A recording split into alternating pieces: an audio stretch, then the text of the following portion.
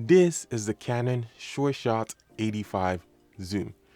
This is a 35mm point and shoot camera that's been really good for me. I've put a couple of rolls to it, I've played around with it a lot, and I wanted to talk to you about it. In this video, I'm going to be talking about the history of the camera, talking about the physical properties of the camera, what it feels like to use it, hold it in your hand. I'll also show you some photos that I've taken with this camera and give you my final opinion on this, talking about if you should buy it or not and who this camera is actually for.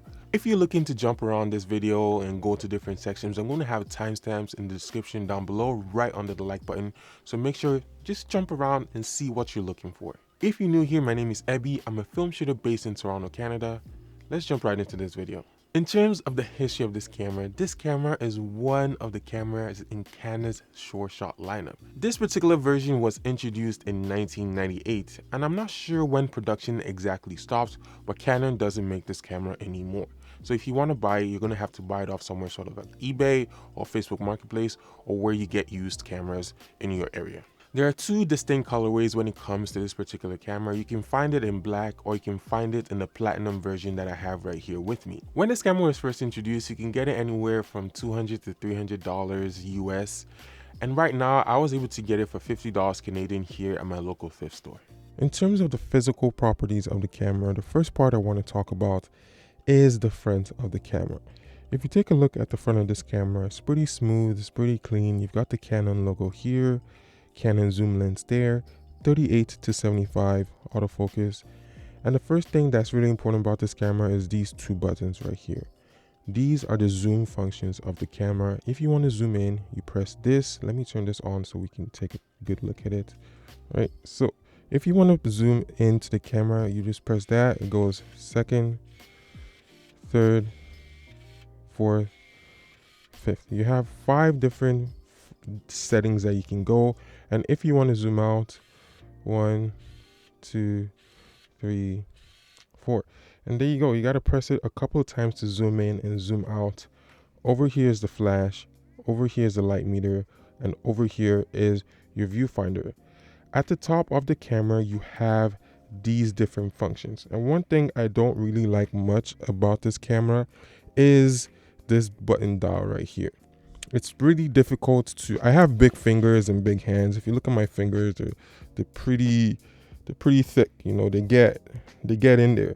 And sometimes it's very difficult for me to switch this dial. Once you get your hand in there, it's pretty easy to understand. But if your hand is oily, if your hand is a bit moist, if you have some things on your hand, it's very difficult to change. Now let's talk about the functions and the different dials that we have here. At the top, you see the off button. Obviously, when it's there, it's off. The lens is closed, the lens goes in. If your lens doesn't go in, then yeah, there's a problem with your camera. But yes, you have here is off. The LCD always stays on, so don't worry about that. If you want to go to auto, this auto function is different from this auto function. This one is the red eye auto. So if you won't want to have red eye, keep it on that. RT is real time. So when you're shooting with this camera, there's a bit of a lag when you press the shutter for it to focus and do whatever that it does. The RT function is a much quicker function. It allows you to just press, capture the picture right away instead of waiting that extra second to get the shot.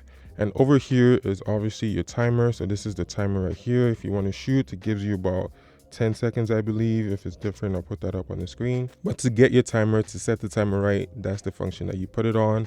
The next one is the auto down here. This is the one I keep it in most of the time. This auto is just auto. It's just, if you put it on there, you're getting the shot every single time. Over here is if you want flash to be on all the time. This is your flash function. And over here is if you want the flash off. Over here is your LCD screen. This LCD screen has the information that you need to know your number of shots as well as your battery levels. It's always on, gives you everything that you need. Here is the viewfinder. There are 2 lights right next to the viewfinder. One is green and one is red. Green is good to take the shot. Red means something's off. Check your photo, make sure everything looks right. Over here on the right, you have the button to open up the back of the camera. Press that down, pops open. And there you go. This is the inside of the camera. Over here, you have your thingy to read. I don't know what it's called, but this is to read the DX coding on the film.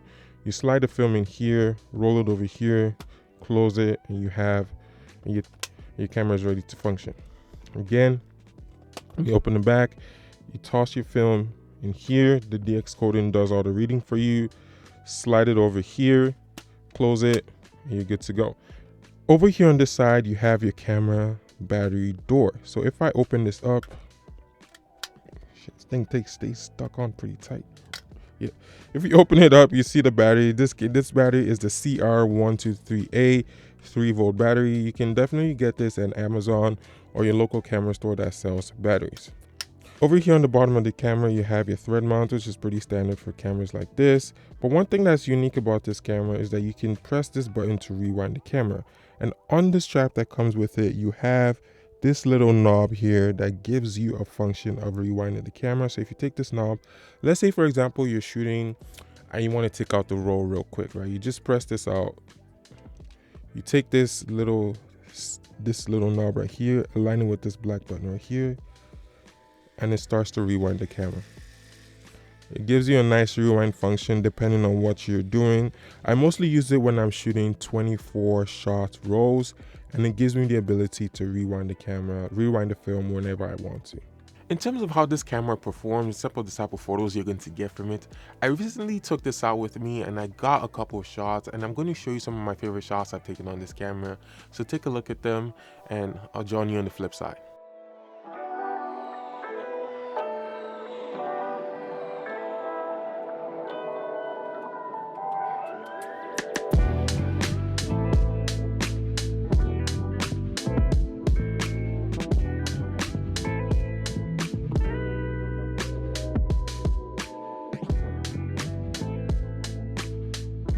Honestly, when I got these shots back, I wasn't really expecting much out of this camera because it's a point and shoot camera. I don't know what my thoughts were when it came to point and shoot cameras, but I wasn't expecting sharp images. I wasn't expecting good focus. I wasn't expecting much, right? And with this camera, I was pleasantly surprised. The images aren't incredibly sharp right out of the camera. I had to increase the sharpness a little bit to get more out of it. But surprisingly, it hit focus about 90% of the time. And I didn't miss focus a lot. I did miss focus on a couple of shots, but the images that I got back were really, really good, really, really pure, and they were properly exposed. And I guess that's why they call this the Sureshot, because you will for sure get a shot out of this camera. No matter what situation you're in, if you have it in the right setting, you will get a good shot out of this camera. You will for sure get a shot. So it's the Sureshot. A couple of likes and dislikes when it actually comes to using this camera. Let's talk about the likes first. I like the way it feels in your hand. It feels extremely light, and you can fit this in the pocket. You can fit this around your neck. You can hold this on your wrist. It's extremely light to carry around. It's very comfortable to hold with you, to use, and it just gives you a lot to work with. You can just, if you see a shot, put it, take the shot, you're for sure getting a shot. Another thing I like is the zoom in function. On this camera, you have 4 different spaces that this goes to. It goes to 35, 50, 70, and then 85. I'm not exactly sure about the middle focal length. I'm just making that up, but some cameras will only have 2 different functions because it's a 35 to 85. So it will either have 35 and 85 or just 35 or just 85. But this one has 4 distinct levels you can go to. So depending on what you're shooting, you can adjust the zoom function to get it where you need to get it to. When it comes to loading this camera, I've already spoke about this before, but I really like it because it's extremely easy. And this is standard for all point and shoot cameras, but for me, I'm coming from shooting medium format. So when you're loading a medium format, you have to play around with it a lot, make sure everything's set, make sure the IRO is in the right place.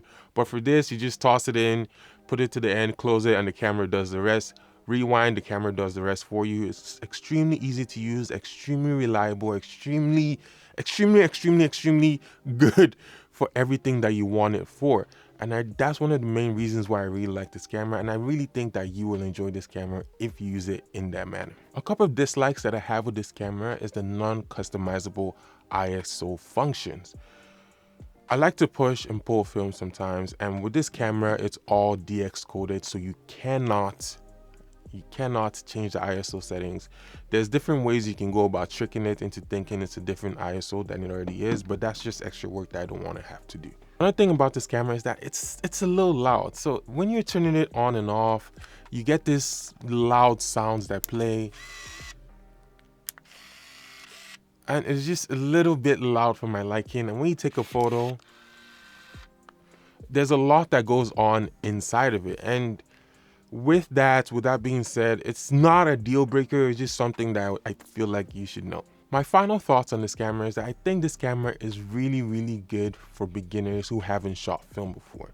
If you're looking to get your first film camera, if you're looking to just put the film in there and get a shot back, this camera is for you. This camera is also for professionals or people that shoot medium format, large format, that just want something simple and easy. You can just load your film and forget about settings and forget about everything else. Just toss it on auto and just shoot. This camera is for you. You can definitely get a lot of good family portraits, good family pictures out of this and not have to worry about anything else. I definitely recommend it for anyone who's interested in picking it up, but it is what it is. Don't expect more from it. Don't expect less from it. It will give you exactly what you expect. And that brings me to the end of this video. If this video has provided you any value, please make sure you do the things. Hit the like button and subscribe to my channel, as this goes a long way to making sure I produce more content like this. And if you want to see the pictures that I took on this camera, if you want to see more pictures of this camera, if you just want to get more information about this camera, I'm going to put a link down below to my blog, filmstockguru.com, so make sure you check it out. Until next time, make sure you stay safe, make sure you shoot film, and I'll see you in the next video. Bye.